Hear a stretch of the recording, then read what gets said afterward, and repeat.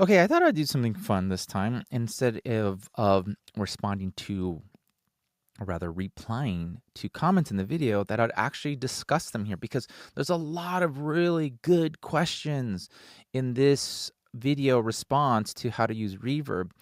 So I'm just going to go through them. So the sound bar, great stuff, Joel. Thanks, mate. Any chance I can get your presets for the presets? That's interesting. Yeah, I got a lot of presets. That might be something to think about maybe in the future. Maybe I will. I mean, I probably should pay for them. Have people pay for them. A couple bucks. What do you think? You think it's worth a couple bucks? I probably should just give them away for free too. I'll figure that out. But that's a great question. Now let's look at this one. The Lost Guitar says, does it make a difference in how the reverb sounds whether I automate the return or send? That's a really good question, right? One way, you're having the signals be sent all the way, right? And then adjusting the return. The other way, you're kind of doing it in the opposite way. Here's the most important thing, I think, is that when it comes to reverbs, do what works for you. Like, experiment with it. I mean, I showed you in this video literally that, and let's see if I get, yeah, literally that in these, now here's just the reverbs that I have, but in even the background tracks, right? Even the background tracks that I have here, I will do it differently. In the BGs, I will go ahead and use the sends to put reverb on. And a lot of that really is because if I'm working in a food group, right? And let's just say this is the scene, and I'm just creating some audio, dummy audio files, okay? Let's say I have a couple mono tracks and a couple stereo tracks, right? And let's say this particular track right here has, we're in a restaurant, this has some clinks on there, right? Just isolated clinks, maybe some silverware, and then some errors, right? And then over here, some room tone, another kind of restaurant tone, and then some more stereo kind of movement things, and maybe you had some wall or something. I may only want to put some interior reverb on those clinks. So on that mono track, that's when I just go in there, and I was already adjusting this, and I'll just adjust that track. I don't want to do it to anything else. I just want a little hint of it. And it just goes to setup, because if I'm in here and I want my return over here, I'm just kind of keeping it there so I'm not having to think, right? It's just what works for me. And then, if I'm over here in the effects, I go over here and I specifically have this set up so that, because I work in food groups with a lot of tracks really, and I use VCAs in each food group, it's easier for me, especially if on this particular track they're going to be like doors and things that are going to be specific to a room. It's so much easier for me to just grab that return and just start writing it. Just start writing the verb, and all the sends are already going to be at 0. Now, I could experiment. If you put it all the way up to 12, right? But I just like to have it there at 0. Now, again, everything is taste. Everything is taste. And everything, even in these parameters right here, are going to be open to interpretation and experimentation, really. So have fun with it. All right, let's go back to the comments. Let's see what else. Great job, man. Really nice insights. Would love to hear your mixed verbs on dialogue tracks. Oh, we should do that. Keep up the great work and positive vibes too. Awesome. Best wishes from Ireland. Jay, happy St. Patrick's Day. Yes, the luck of the Irish. My kids, I married a beautiful, beautiful bride, and we've been married for 20 years, going on 21 in May. And she brings to the family Irish, English, and German blood and ancestry. So my little Hispanic boys, Latino boys, and my daughter have some Irish in them. So they're very happy today on as the filming of this video, St. Patrick's Day. So yeah, let's see if we can do that. Why don't we bring in a dialogue track? Let's just see. let's see what it sounds like, right? And I will go ahead and grab, I'm just going to put it on my PFX track. And let's just go like this. We're doing this live, friend. We're doing this live. This is going to be fun. Let's grab some audio. Do I have a drive set up? I think I do. Let's go here. Let's just grab something. Let's see. Here we go. We'll just grab some dialogue. Boom. And I'm just literally gonna grab like an audio track because I just want to grab something. Let's see what this is. What is this? Let's get some actual words. Oops. Let's get some words. But, I want to be the one to find a body. You know how like cop shows there's usually like a photo. okay, I gotta find an actual track. I know what we'll do. Forget this. We won't do that. We'll just grab an actual import session data from that. Okay, let's grab this. Pro Tools. Let's go to the dialogue source, dialogue edit by my guy Brandon. Okay, let's go like that. And let's put this actually in. We're going to put it in the PFX tracks just to have it there. So like this. I just want the clips, clip gain, and clip effect main. Okay. All right. Okay. Boom. All right. So now we should have some dialogue. And let's listen to what these sound like. Now, again, this is not my dialogue mixing chain at all. That we could do for another video. But let's just listen to some words, shall we? Let's listen to some words. Oh, oops. There we go. Excuse me. Ma'am. You're not in trouble. We're not immigration. Just want to ask you a couple questions. Coworker, right? Okay, let's do this. Let's just see what some. You're not in trouble. We're not immigration. Okay, let's see what that. Let's hear what that reverb sounds like now. Now again, mind you, this is my sound effect stuff. I have a couple different reverbs for my dialogue, and that would be, like I said, another video. But let's just listen to what the dialogue sounds like here in this particular setting, okay? And I realized in the last video my microphone was kind of down, so my apologies that some of the levels were a little different, but nonetheless you got the idea. So let's listen to what this sounds like, okay? So this is the scene dry. You're not in trouble. We're not immigration. Just want to ask you a couple questions. Coworker, right? Your manager said you two are friends. Okay, so that's dry signal. Now, let's add some of the exterior reverb, okay? And since I already have this set at 0 here, I'm going to use my return. You're not in trouble. We're not immigration. Just want to ask you a couple questions. Coworker, right? Your manager said you two are friends. Last night, she went home early.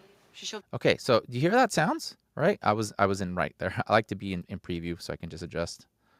You're not in trouble. We're not immigration. Just want to ask you a couple. Hear how it has some of that slap, which is kind of cool, right? It's kind of cool. And think about it. It sounds like it's outside.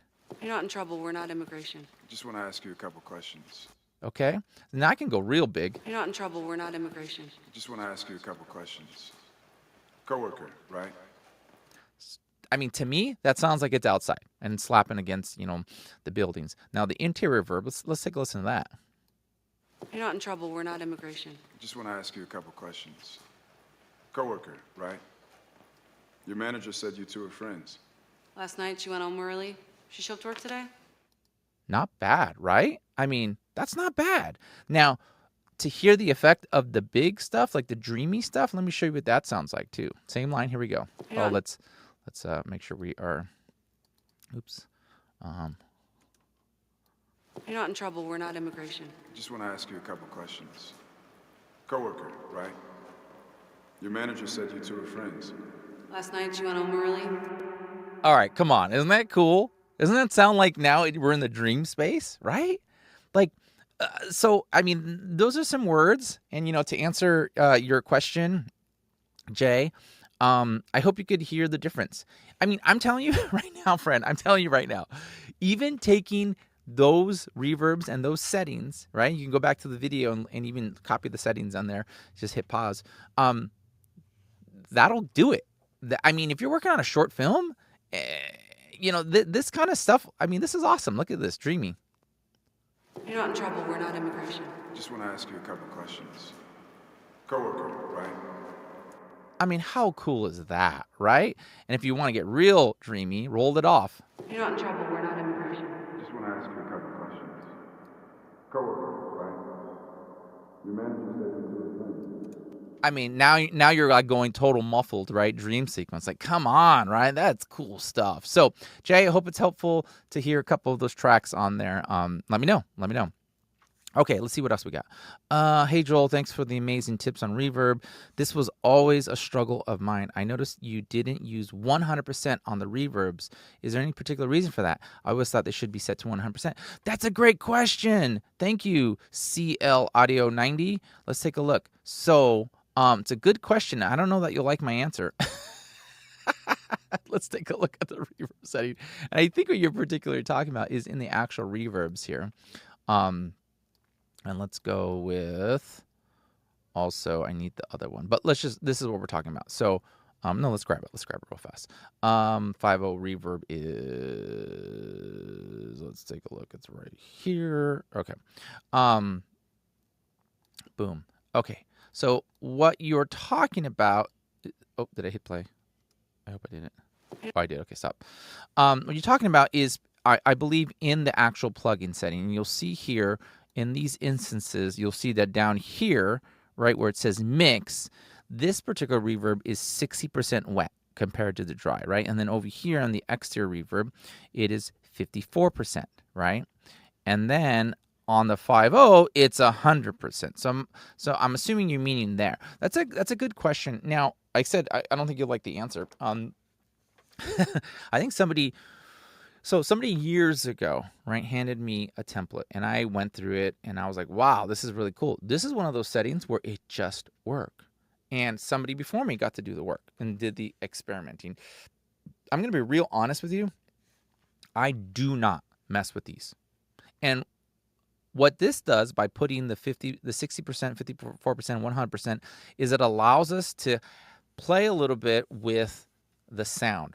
If you don't like it, give it a shot. Go 100%, you know? Do whatever works for you, whatever sounds good. Now we're going to do this right now together. We're going to go ahead and go in preview, and I'm going to put this at 100%, right? I'm going to put this at 100% as well, okay? Now they're both at 100%. Now let's go and do the same thing and show what it might sound like, okay? Let's go over here. We're going to go with the first one. We're going to go these down here. Let's make sure our 5.0 verb, let's turn that down. Okay, so this is the interior. You're not in trouble. We're not immigration. Just want to ask you a couple questions.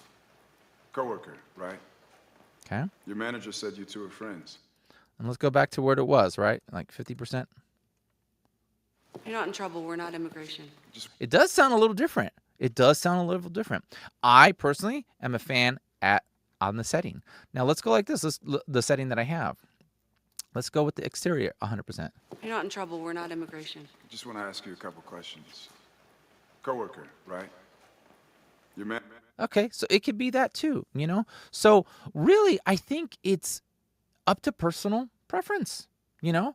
What I liked about starting where I started was somebody did the work for me. And this was years ago. And this is what I'm telling you. This is literally like a set and forget kind of thing. Of course, you can go in there and add parameters. And one of the biggest things I do is I'll go in here and I'll choose, you know, any one of these presets that I go through. But again, friend, I'm going to tell you, do whatever you want. You don't have to do what I say just because I do it. But for me, this setting of... You're not in trouble. We're not immigration. Oops, I got to get up here. This setting of... You're not in trouble. We're not immigration. 54% works. And it has worked for multiple years and hundreds of hours of television and film. So good luck. Try it out. Do what feels good to you, you know? But thanks for the question. Okay, let's see what else. Thank you so much, Joel. I'm definitely taking this knowledge in the next project. I love it. Awesome. This is actually a masterclass on Reverb. Yeah, that's awesome. Thank you for the compliment. I appreciate it. Just trying to help. Okay, let's go. Joel, be digital. Joel, we got to stick together. Us Joel stick together. It's very nice to meet you. Let's say we got surprising that you do most of your reverb using stock plugins. Yes, I know, right? I'll tell you a little more about that. I've always wrongly assumed bigger production mixes would use the fancier and expensive plugins as standard. It's quite refreshing, and I found myself relying a bit too much on Reverb, nice, and some of those presets when in a crunch, to the point where I've gone back to Revibe and Reverb 1 a lot more recently. I love that. I love content like this showing how accessible mixing and editing actually can be for aspiring designers, mixers. You don't need the expensive plugins. Be creative, and you can do it 100%. Also, great advice in general on how to use reverbs and how effective they can be selling what you see. Oh, awesome, Joel. I appreciate this comment, and let's dive in here. Yes. Now, let me tell you the secret reason why I use these stock plugins was years ago when I got into the mixing chair. I didn't have money to buy plugins, just straight up, right? I still don't want to buy plugins. Well, I don't need to now.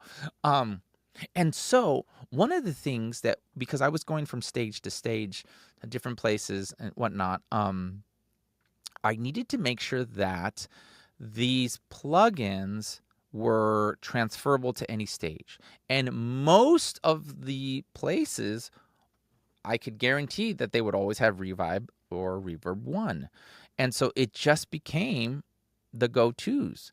And I was so familiar and I was so used to them doing the job that it just made it easy. Now, yes, of course, I use Revibe and I love it, or Altiverb rather, and I love it. And the film that came out last year, My Spy: The Eternal City, follow up to My Spy 1.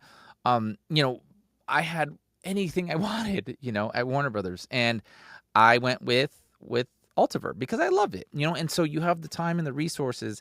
I don't own Altiverb here at home on this little rig here that I'm using, but when I go and I'm doing a major project, yeah, I'll have that in there, and I'll have these in there as well. So I have multiple different reverbs and delays and stuff like that. I have Phoenix Verb that I like, enjoy. I mean, some of the other things out there these days, yeah, use it. But again, I think it goes back to your comment, Joel, about just making it simple and easy. Making it simple and easy. It doesn't have to be about. I know people, and I see it. Look at, I see it especially on LinkedIn, right?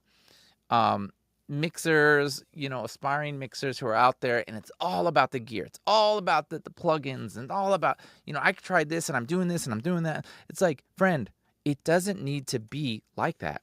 It can be as simple as using this. If anything, like doing it where you have even the EQ, just using the regular channel strip or EQ, 7, and simple, like you can make it sound good. And that's almost like a testament to your ears. What are you doing in your mixes? Make them sound good because it sounds good, right? Use the tools as aids. It doesn't have, just because you have the ultimate best reverb, that's just icing on the cake. If you can't make it sound good with simple stuff, like let's go back to ear training. Let's go back to what it sounds like. You can't teach that. You can't teach how to hear things better. I mean, I guess you can. I don't know, do some ear training. I would say listen to the big movies, listen to your favorite TV shows, right? Hear what they're doing. So, yeah, crazy, right? It's crazy. But when it comes to it, like you said here, Joel, creativity, I think it wins. I think it wins all the time. So, yeah, thanks for the comment, and I hope it's been helpful. Let's see what Mateo says. Thank you for sharing, Joel. I have a question. Why do you use a stereo aux with the stereo plugin and then open it up to 5.1 using the pans of the track? Wouldn't it be easier to use a 5.0 aux track from the start. You can control the center, front, rear directly from the plugin itself or not. Yeah, that's actually a good observation. I do have another template where I have an instance of, oops, let's see, where am I? Yeah, here. I have an instance of, let's just duplicate this if I can show you. Okay, let's go like this. So if we had another one, I have another template where I have this. We're gonna go like this. I have 2 instances of these, and in this we have another set with the same exact reverb that is set up like this, so that this verb is more spaced to the front of the theater, right? And then the other one is in the back. So these reflections up here have, and you can kind of do, everything's automatable, So you ask the question, why not? I mean, just because it's worked this way. You can definitely set it up however you want.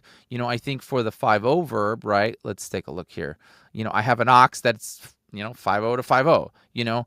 And one of the reasons that I keep this particular, let me just hide this because I'm not using this. Actually, I'm going to delete it because I don't need it. I use this particular setup right here with the 2/0 is it helps me keep the verb here, because sometimes I just need it to be up here in the front.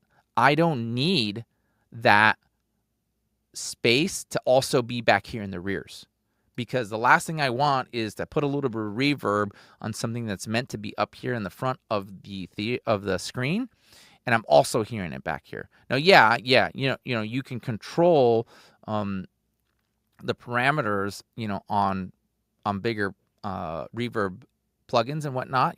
Get kind of nitty gritty with the surrounds and things like that. Sure, but this just works for me.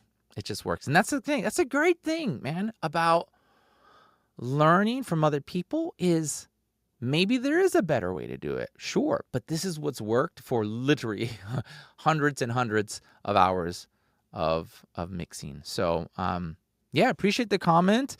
And again, if let's make sure we didn't miss anybody. No, I don't think we missed anybody. But if this has been helpful, let me know. And I just thought, since there were a lot of different questions with this week's video when it comes to reverbs and how to use it, that I would answer in this form, because I think it's just kind of a fun way to respond.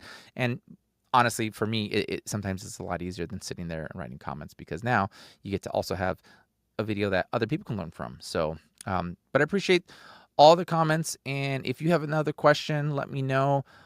Reverb is fun. Reverb is a lot of fun. And if you've missed the video and you haven't seen this original video, how to use reverb, I'll make sure that it's linked below, or you'll see it over here in the corner. All right, friends, thanks a lot, and I'll catch you in the next video.